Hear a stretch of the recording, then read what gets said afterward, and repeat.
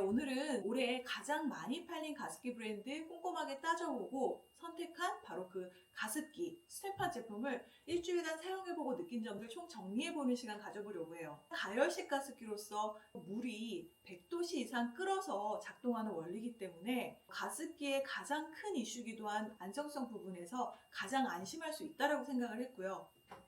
이렇게 이중 오픈 방식과 자동 꺼진 기능으로 가열식 가습기의 사용 중 발생할 수 있는 위험도 최소화시켰습니다. 가는 중에 물이 부족하게 되면 자동으로 전원이 차단되니까 걱정할 필요도 없겠죠. 거기에 가열식 가습기 사용하시면서 덤으로 얻을 수 있는 효과, 특히나 추워지는 겨울 같은 경우에는 분무되는 가습열로 인해서 공간이 훈훈해지는 일석이조의 효과까지 기대해 볼 수가 있어요. 거기에 가열식 가습기에서 보기 드문 무려 6리터나 되는 대용량이기 때문에 한 번 급수로 최대 20시간까지 사용할 수 있다는 점도 장점인 것 같아요. 거기에 이렇게 내솥이 분리가 되기 때문에 세척하거나 또 급수를 할 때도 너무 편할 것 같고요. 안쪽에 부소품 같은 경우에도 사용 중에 파손하거나 분실할 수 있는데 다 개별로 구매가 가능하다는 점도 제가 스테팟을 선택한 이유가 된 것 같아요. 거기에다 저는 제품 선택할 때 무조건 리모컨이 있어야 된다고 생각을 했는데 스테팟의 리모컨은 디스플레이가 큼직해서 눈에 잘 들어오고 사용 방법도 간단해서 사용하기가 너무 편하더라고요. 아마도 가열 방식이기 때문에 발생하는 소리에 대한 부분도 궁금하실 텐데요. 가열식 가습기는 물 끓는 소리, 기화식은 팬이 돌아가는 소리, 초음파식은 물이 뚝뚝 떨어지는 소리, 제품마다 모두 소음은 발생이 돼요.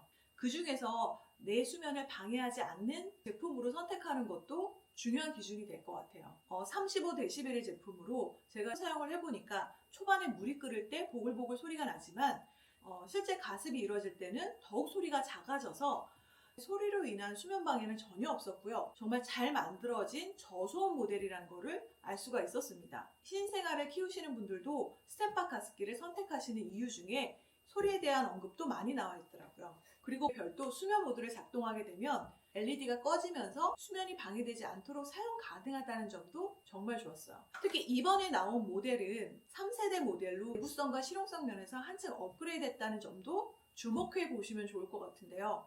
내솥 소재가 기존에 306 스테인레스였는데 이번에 의료용 416 스테인레스로 업그레이드가 됐고요. 안쪽에 내부 같은 경우에는 테프론 코팅으로 이루어져 있었는데 테프론 코팅도 장기간 물에 닿으면 부식이 될 수 있다고 하더라고요. 그래서 이번에 3세대 모델에서는 차량에도 사용이 되는 냉형 간판 소재로 업그레이드가 됐습니다. 사용 수명을 늘렸다는 점도 마음에 들더라고요.